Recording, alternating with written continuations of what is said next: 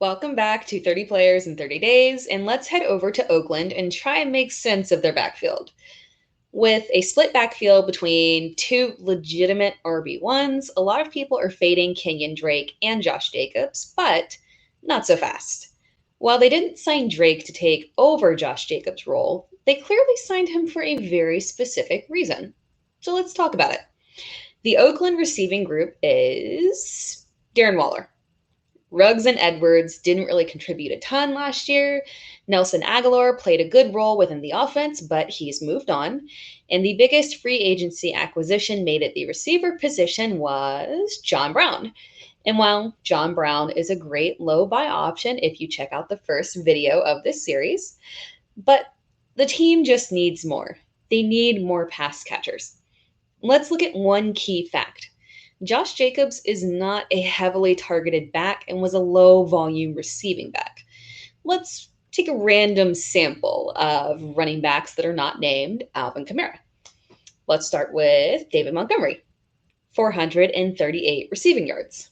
Aaron Jones, 355 receiving yards on 14 games.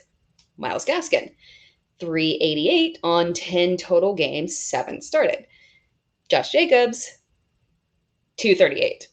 And he was, in fact, the lead catching back.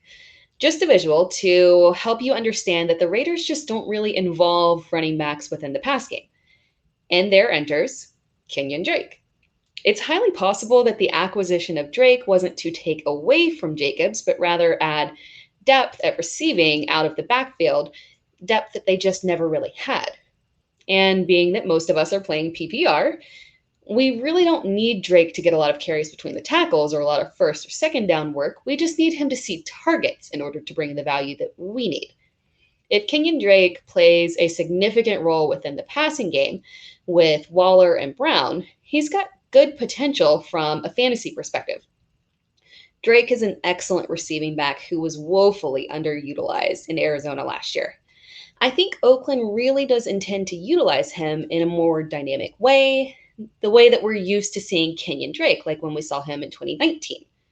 So Kenyan Drake is still a good depth add at running back in PPR leagues. Don't count him out yet.